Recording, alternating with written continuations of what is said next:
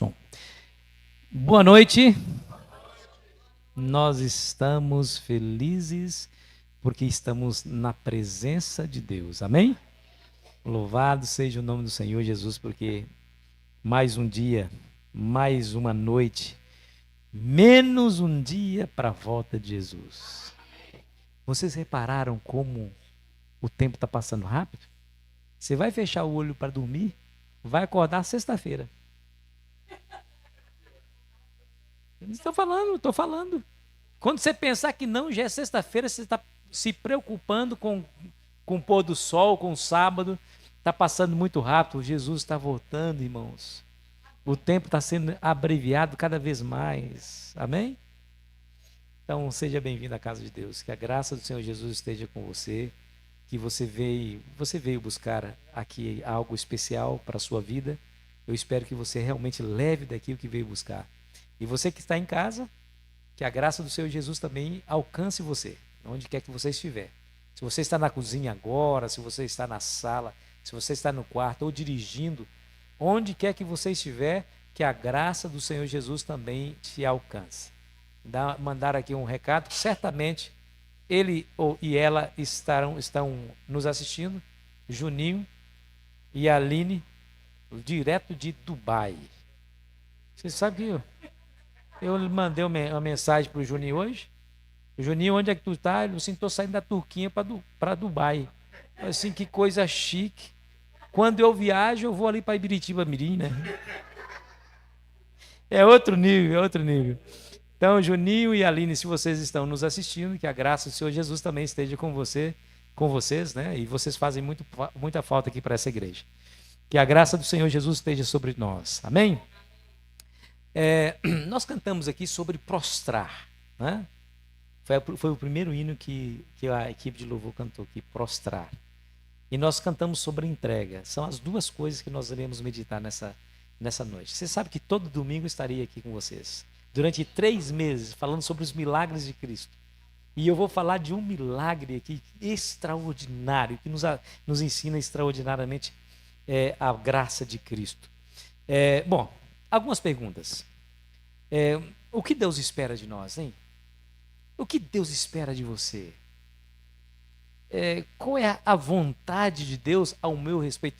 Eu preciso saber. Você precisa saber. O que Deus espera de você? Olha, a pior coisa que pode acontecer é você passar pela vida sem se preocupar se Deus está feliz ou não está feliz com as suas escolhas e com as suas decisões. O que Deus espera de nós? Martinho Lutero, você conhece a história desse homem, um reformador. Ele olhava para o espelho da sua alma e não via nada que prestava.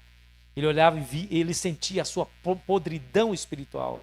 Como ele estava longe do ideal de Cristo, diante da sua capacidade, da sua incapacidade de se livrar do problema, de se purificar, ele se martirizava com açoites.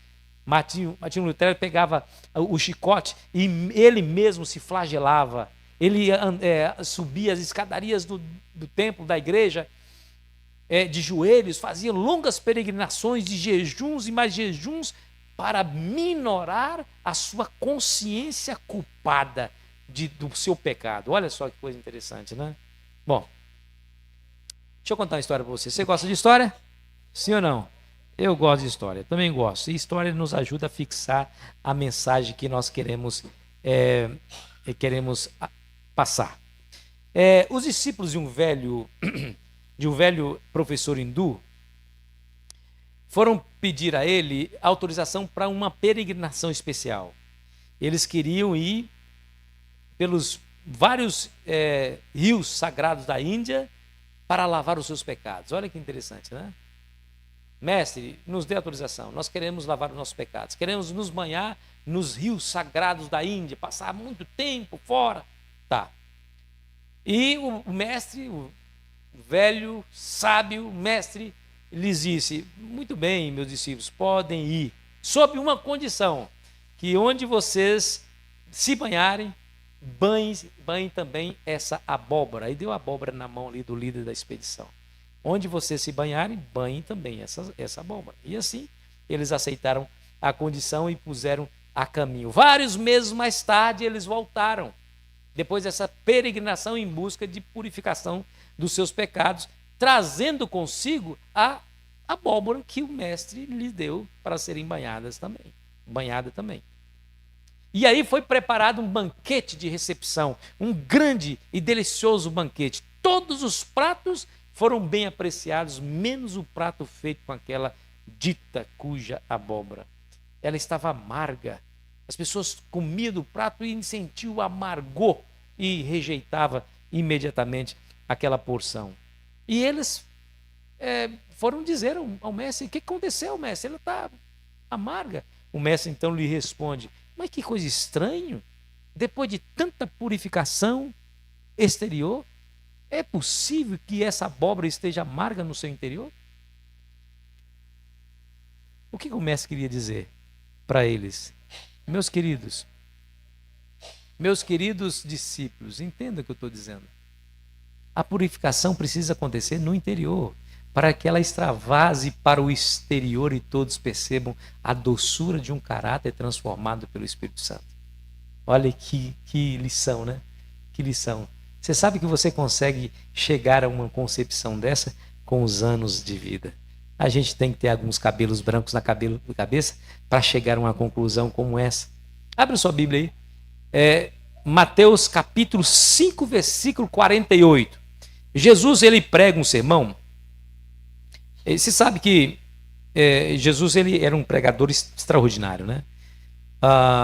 O Sermão da Montanha, conhecido, famosíssimo Sermão da Montanha, ocupa 3 capítulos da Bíblia: Mateus 5, 6 e 7.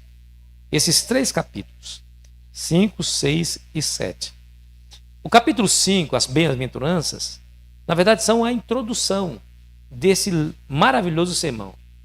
E ele fala muitas coisas. É nesse sermão que ele fala que os seus discípulos deveriam ser a luz do mundo, o sal da terra. Ele fala sobre a questão do divórcio, fala a questão da lei, fala um monte de coisa. Coloca diante de seus discípulos o elevado grau de moralidade que é exigida de todos aqueles que se dizem cristãos. Porém, há um único verso, que é esse que nós vamos ler, que retrata o desejo de Deus para cada um de nós. Lembra que eu perguntei o que Deus espera da gente? Então, olha o que ele espera. Portanto, sede vós perfeitos, como perfeito é vosso Pai Celestial. De tudo o que ele falou, a suma está aqui. Se vocês esquecerem de tudo que foi falado no Sermão do Monte, aqui está o resumo. Sede vós perfeitos, como perfeito é o vosso Pai Celestial. Essas são palavras conclusivas. Não dá para interpretá-las de outra maneira. É o desejo de Deus. Mas você há de convir comigo que são palavras assustadoras, não são? Ser perfeito, a simples ideia de ser perfeito já é tremendamente horripilante, porque nós somos pecadores, nós somos culpados do pecado, nós somos vendidos às vezes como escravo ao pecado. Agora, ser perfeito como Deus? Como? Como ser perfeito como Deus? Bom, o apóstolo Paulo já dizia, você conhece essas frases, elas se tornaram frases de efeito no mundo cristão. Não há nenhum justo e nenhum sequer, diz a Bíblia, né? Agora, perfeito como Deus é extremamente desesperador. Se depender disso para a nossa salvação, eu lhe pergunto, quem é que se salva? Coisa terrível, né? Ser perfeito. Mas é o desejo de Deus. É o desejo de Deus para cada um de nós. E como é que nós podemos ser perfeitos, né? A questão é o seguinte: o problema nosso é que nós somos brasileiros que falam português, vivendo no século XXI, pegando um livro que foi escrito em hebraico, um pouquinho aramaico, em grego. Esses livros que aqui se contém, alguns deles têm quase 4.000 anos de história, os mais antigos. O Novo Testamento, quase 2.000 anos de história. E a gente quer pegar esse livro e entendê-lo como se fosse escrito ontem por um brasileiro em português. Nós precisamos levar em consideração o contexto para que a gente entenda aquilo que está escrito na palavra de Deus. Deixa eu contar uma história para você e nós vamos construindo juntos essa ideia. Você sabe que Jesus fazia coisas extraordinárias, né? Estar perto de Jesus era espetáculo certo. alguma coisa extraordinária vai acontecer, alguma coisa sobrenatural vai acontecer. Jesus andava sobre as águas, Jesus multiplicava os pães, Jesus abria os olhos dos cegos, fazia a língua dos mudos falar e desentampava os ouvidos dos surdos. Até mortos os ressuscitava. Então Jesus fazia coisas extraordinárias e isso chamava muita atenção do povo. Estar perto de Jesus era, de fato, algo extraordinário. Agora, quando ele acaba de pregar o sermão, ele está lá no Monte Sermão, no Sermão do Monte, não há nenhum registro de que Jesus tenha feito um milagre, somente pregou. As pessoas sentaram lá na grama e ouviram a pregação de Cristo, porém não presenciou nenhum milagre que ele fez. Até terminar o sermão. Terminou o sermão no final do versículo 7, do último versículo do capítulo 7. No capítulo 8, verso 1. Capítulo 8, vamos lá? Mateus, capítulo 8, versículo 1. Ali, terminando o seu sermão, no capítulo 8. Olha, na minha versão aqui, acima do versículo 8, no versículo 28, capítulo 7, versículo 28, é fim do sermão do monte, está vendo? Aí no capítulo 8, ora, descendo ele do monte, grandes multidões o seguiam, e eis que um leproso, tendo se aproximado, o adorou, dizendo: Senhor, se quiseres, pode purificar-me. O povo parou para ouvir Jesus pregar e ouviu atentamente 3 capítulos inteiros. Foi um sermão de profunda convicção teológica. Claro que foi, mas também foi o expressar da vontade de Deus para os seus discípulos. O que quer que vocês sejam? Perfeitos, como perfeitos é vosso Pai Celestial.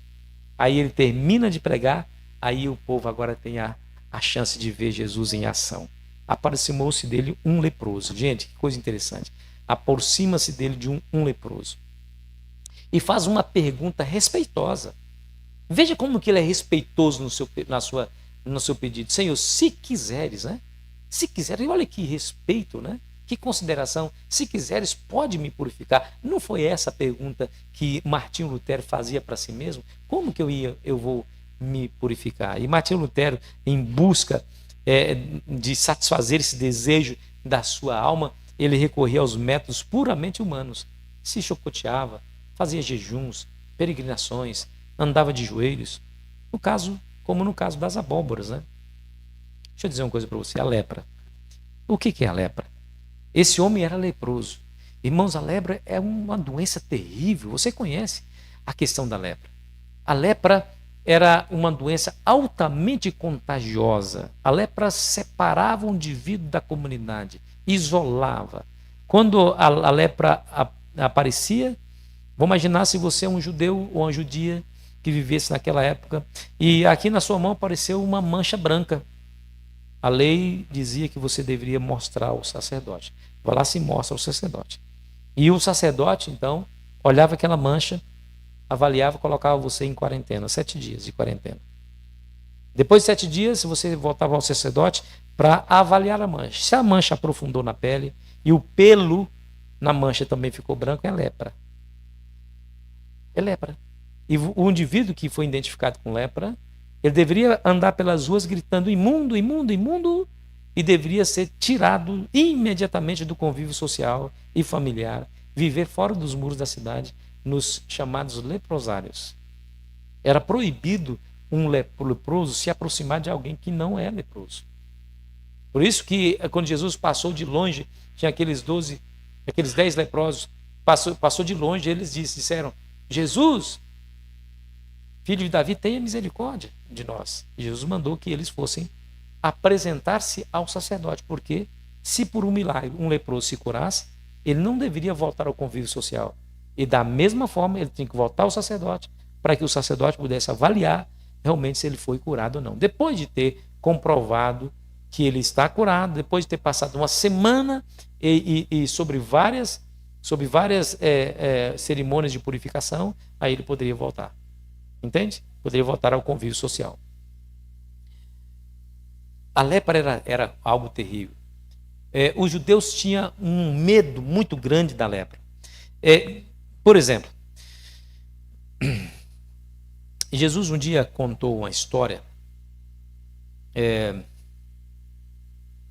para mostrar como que às vezes nós não somos leprosos, não temos a impureza provocada por uma doença tão contagiosa como essa, mas também nós temos o pecado que é pior do que a lepra, que também nos afasta, nos afasta de Deus, nos isola, enfim, traz problemas e causa morte, ok?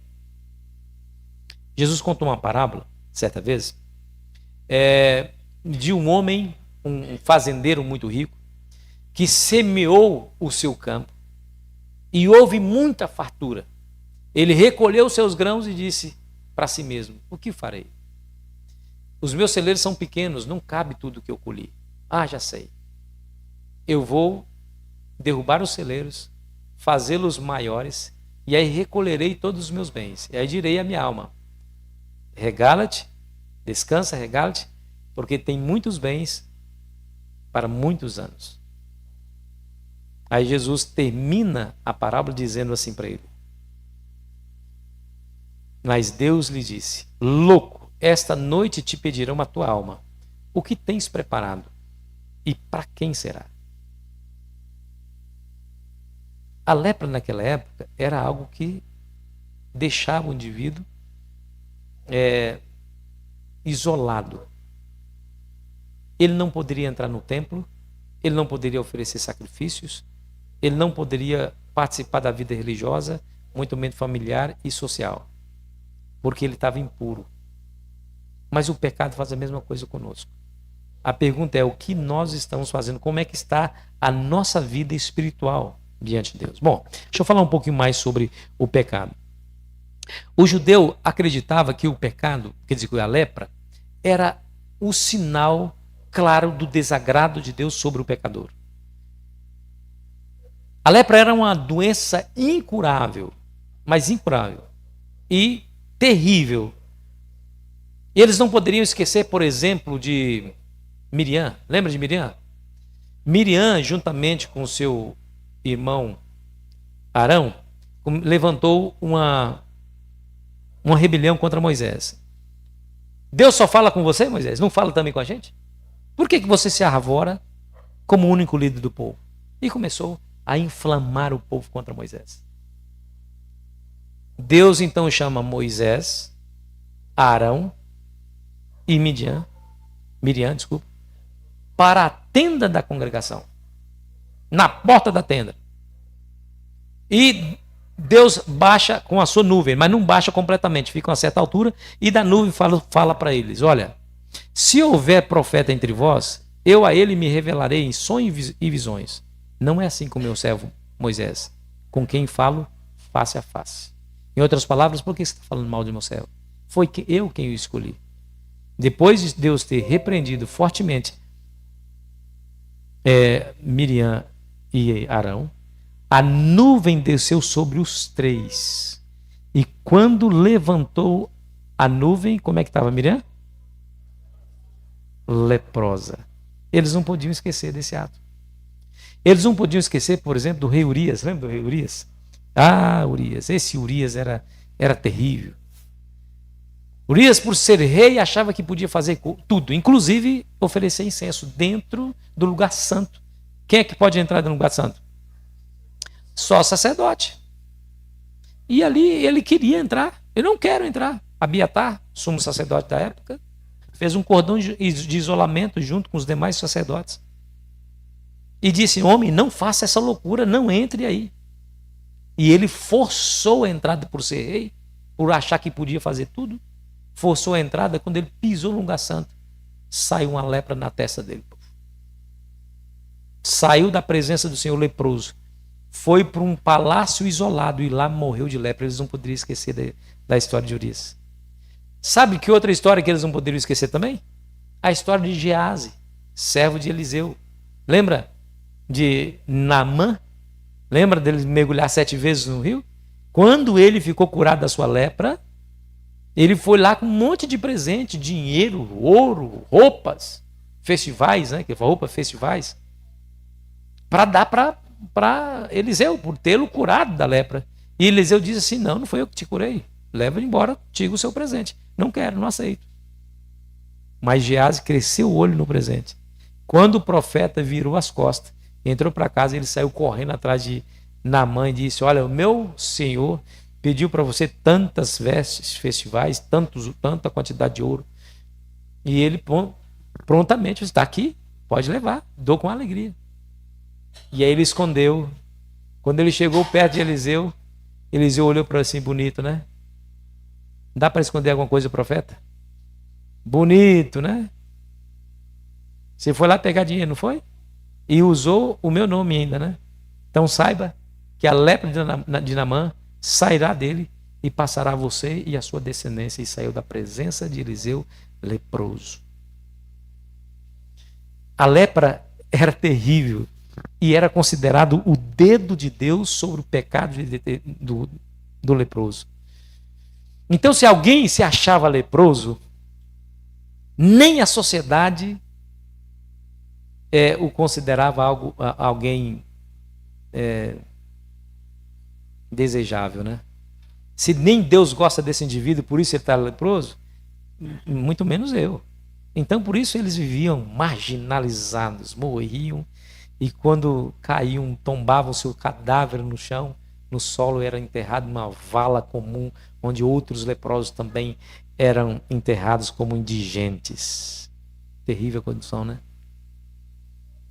Esse homem, esse leproso, ele foi para Jesus.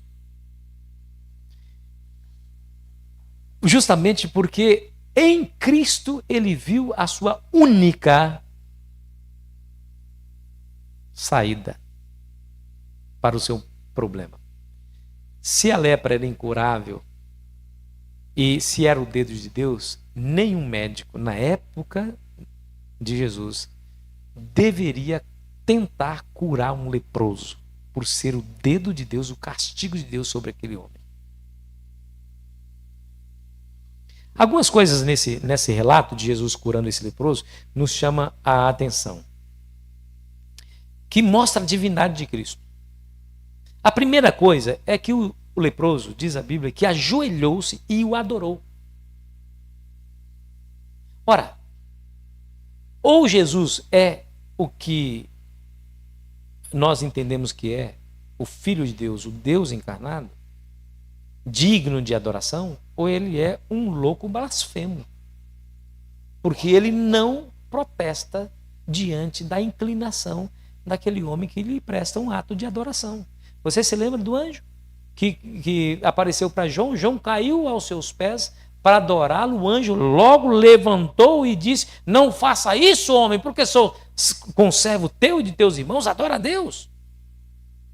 Você se lembra das palavras do diabo para Jesus? Tudo isso te darei se prostrares e me adorares. Jesus disse: está escrito, somente ao Senhor teu Deus adorarás. Agora um leproso se aproxima de Cristo e o adora, e Jesus não impede tal adoração, simplesmente aceita. Isso é uma indicativa de que realmente ele é quem diz ser o Filho de Deus, digno de adoração. Segundo ponto, que nos mostra que realmente Jesus é Deus, é quando ele o toca e o cura. Somente Deus poderia curar um leproso. Somente Deus. Porque era uma doença maligna, símbolo do desagrado de Deus sobre o tal pecador. Então, os médicos não iam tentar curá-lo, porque ele entendia: se é um problema vindo de Deus, somente Deus pode curar. Somente Deus pode curá-lo. E Jesus, então, o toca e o cura, provando que o impossível dos homens é perfeitamente possível para ele. Olha aqui para mim. Talvez você tenha vindo aqui na igreja hoje, trazendo aí consigo uma carga pesada de problemas. Eu não sei como é que é a sua vida. Eu não sei como é que foi a sua semana. Como é que está a sua vida aí? Talvez você esteja lutando com a dificuldade, um problema ou na área espiritual, ou na área familiar, ou na área profissional. Eu não sei qual o problema que você vive. Talvez você tenha lutado tanto para tentar resolver esse problema, lutado ao ponto da exaustão, somente para descobrir que você não consegue vencer. Meu querido amigo, há uma solução. Não era possível a cura da lepra nos tempos de Cristo. Não havia tratamento para a lepra. Não havia remédio para a lepra. Não havia clínicas e hospitais para a lepra. Não havia médico que se aventurasse a curar a lepra. Era um problema impossível de se resolver. Trazia consigo uma dor de alma terrível, porque esse indivíduo leproso tinha a concepção de que nem Deus gostava dele, que o seu pecado era tão ofensivo, mas tão ofensivo aos olhos de Deus, que Deus o castigou com a doença incurável. E o seu destino e o seu futuro era uma cova rasa, juntamente com outros demais leprosos. Quem sabe você esteja trazendo no coração um problema conjugal. Sente-se paz ou sente paz em qualquer lugar do mundo, mas menos em casa. Eu não sei se esse é o seu problema. Talvez você seja vítima da ingratidão dos filhos. Fez tanto pelos filhos e agora eles não reconhecem. Não sei qual é o seu problema. Talvez você seja vítima de pessoas falando mal de você pelas costas, que não lhe dá o seu devido respeito e valor. Eu não sei qual é o seu problema. Qual que é a dificuldade que você tem? Só uma solução para esse problema. A solução que você tem nas suas mãos é prostrar. Aquele homem, aquele leproso, ele não tinha outra coisa a não ser prostrar. Eu fico imaginando, tenta imaginar a cena. Jesus está descendo, atrás de si uma grande multidão, de repente aproxima aquele homem, todo mundo afasta, porque ficar perto de leproso de jeito nenhum, porque eu posso me contagiar, me contaminar, desculpa. Aí de repente ele faz um pedido: Senhor, se tu queres, podes me purificar. Todo mundo fica olhando, esperando qual vai ser a resposta de Cristo. O que ele daria? Ficar perto seria arriscar-se a um contágio. O que ele faria? Isso não era problema para Jesus. Isso é problema para nós, seres humanos. Porque os problemas que nós mesmos, às vezes, acarretamos para nós, buscamos para nós e os causamos, é problema para nós, não é problema para Deus. Porque não há impossível para Deus. Quando aqueles discípulos deram um passo para trás, eles estavam dizendo: não posso fazer nada por esse homem, mas eu quero ver o que Jesus vai fazer. E Jesus, em resposta ao seu pedido respeitoso, lhe dá uma resposta tremenda: eu quero. O toca e o cura. Coisa linda, extraordinária. Eu quero, seja limpo, foi a resposta. Então, qual é o seu problema? Qual é a dificuldade que você vive? O que lhe tira a paz? O que tira o seu sono à noite? Prostre-se, ajoelhe-se, adore a Cristo e depois você peça. Não tem problema. Não faça como aqueles discípulos daquele velho mestre hindu, preocupado somente com a questão exterior. Olha, Deus, ele consegue ver através e enxergar através do seu corpo o seu coração. Ele sabe do que você precisa antes mesmo de você pedir. Busque a Deus. Eu não sei, a purificação, aquele homem precisava da purificação física, de doença física, que era lepra. Qual que é o seu pedido? Qual que é a impureza da tua alma? É um problema moral? Pastor, eu tenho um problema sério com pornografia. Eu tenho um problema sério, eu não consigo me controlar. É uma impureza tão grave quanto a lepra no templo. de Jesus. Um leproso poderia morrer de lepra e ser salvo, mas um imoral que não vence a sua imoralidade pode morrer e pode se perder. Pastor, eu tenho problema com honestidade. Eu não consigo ser honesto. Quando tenho uma oportunidade, eu me aproveito para levar vantagem. Esse é o seu problema? Você não consegue vencer? Pastor, o meu problema não é isso. O meu problema é com a mentira. Eu não consigo falar a verdade. Quando eu me vejo em apuros, eu uso da mentira para tentar me safar. Esse é o seu problema? A Bíblia fala que fora da cidade ficarão os mentirosos, os que amam e praticam a mentira, diz lá a Bíblia. Esse é o seu problema? Qual é o problema que torna impura a sua alma? Qual o problema que torna impura a sua alma? Se você tem o problema e está com dificuldade, eu vou pedir para você, aproveite esse momento para você se prostrar diante de Jesus. Se Jesus foi capaz de libertar um homem de uma doença incurável como a lepra, ele pode curar você também. Curar da sua imoralidade, curar da sua falta de honestidade, curar você que não consegue falar a verdade, você que tem um problema em casa, o marido não lhe dá o respeito, a esposa não lhe dá o carinho que você precisa, o emprego que não lhe dá o valor. Eu não sei qual o problema, você pode se prostrar diante de Deus e de Jesus e Ele estar aqui hoje e pode ouvir a sua oração. Vou chamar aqui a minha filha. Meninos, por favor, me ajudem aí, por favor. Esse é o momento que eu vou falar ao seu coração, tá bom? Eu vou falar ao seu coração. O tema desse sermão é prostre-se. Prostre-se, busque a Deus, cai de joelhos e o adore. Quando ele curou a lepra daquele homem, ele estava dizendo, era uma mensagem que ele estava dando para todos os seus discípulos, que transcorreu séculos e chegou até nós. Qual a mensagem? Filho, não há doença incurável para mim.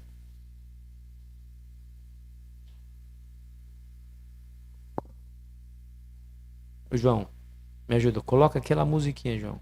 É a hora que eu vou falar o coração do povo. A musiquinha é o azeite, sabia? É o azeite que amolece. E aí a gente com a faca do Espírito Santo, a espada do Espírito. É hora. Pensa na mensagem que Deus está mandando. Pode baixar um pouquinho, João, por favor. Pensa na mensagem que ele está dizendo. Quando ele curou aquele homem, ele está dizendo para nós, filho, não há problema que eu não consiga resolver. É problema para você. Você perde a calma, perde a esperança com facilidade, porque você se vê impotente, seus braços são curtos demais, a sua força é muito pequena, você não consegue, você não avança. Os médicos podem não ter a solução para você. Os psicólogos podem dizer que o seu caso está perdido, não tem como. Você pode até estar desenganado pela medicina humana. Não é o seu caso, porque você está aqui. Mas talvez você pode olhar para si próprio como Martinho Lutero olhou para a alma, a sua alma, para o espelho da sua alma e não viu nada que prestasse. Ai, meu coração. Ah, meu coração. Eu não sou nada, não sou ninguém. Caia de joelhos, amigo. Prostre-se como aquele pobre, mas feliz ex-leproso, porque quando ele prostrou em submissão a Jesus, o milagre aconteceu. Lembre-se que prostrar é submissão. Prostrar é você reconhecer em Cristo não somente como o seu curandeiro. Não. Jesus não é um curandeiro. Jesus é Senhor, além de Salvador. Prostre-se diante do Senhor e se submeta a Ele dizendo, Senhor, eu sou o teu servo, mande, que seu servo está te ouvindo prostrar. E nós não gostamos disso, né? Nós não submetemos com tanta facilidade. Só a simples ideia de prostrar diante de alguém já nos causa calafrios, porque nós não gostamos dessas coisas. Não se esqueça das palavras de Cristo quando ele disse: aquele que quiser seguir após mim, negue a si mesmo, toma a sua cruz e siga-me. É preciso você prostrar. É preciso você se submeter. É preciso você acreditar que a única solução é Jesus. Você precisa fazer isso. Enquanto você achar que você consegue, enquanto você achar que há recursos nas suas mãos, a providência divina não lhe alcança. Não lhe alcança. Por quê?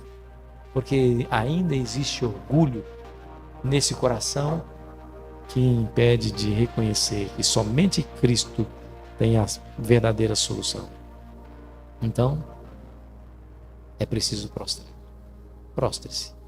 Depois de prostrar, depois de adorar, aí você pode dizer, como aquele homem: Senhor, se tu quiseres, seja feita a tua vontade, Senhor. Purifica-me. Aí você pode pedir, seja lá qual for o pedido. Quero um emprego, Senhor. Quero a purificação da minha alma. Quero o meu filho firme na igreja. Quero o meu marido salvo para o teu reino. Quero uma igreja forte. Quero, eu não sei qual é o problema e a sua dificuldade e o seu pedido. Mas se você prostrar, se humilhar, submeter, Ele que conhece você vai atender o seu pedido, dizendo: sim, eu quero. Seja limpo, ou dizer: não, espera um pouco. Eu quero que você vença algumas coisas antes de que isso aconteça. Sempre Deus vai ter uma resposta. Você nunca sai da presença de Deus sem uma resposta. Ou é sim, ou é não, ou espera um pouco mais. Veja o que aconteceu na história que nós estamos estudando.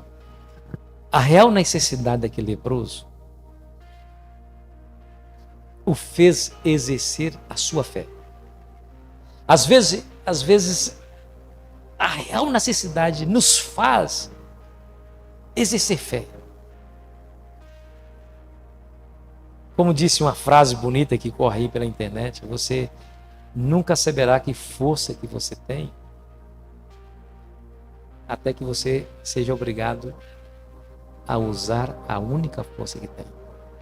Até que você seja obrigada a ser forte. Seja forte. Você nunca sabe a força que tem. A real necessidade daquele homem o fez exercer sua fé. Às vezes é no momento de dificuldade que você cai de joelhos e clama com toda a severidade. O resultado? Uma simplicidade conhecida somente aos crentes. Tomando o lugar de Deus, Jesus respondeu ao leproso: eu quero, fica limpo. Imediatamente aquele homem ficou limpo da sua lepra.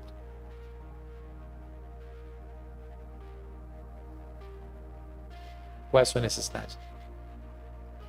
Estou insistindo para que você pense, responda, reflita e saiba que a sua real necessidade para o Senhor não tem nenhuma dificuldade para Ele.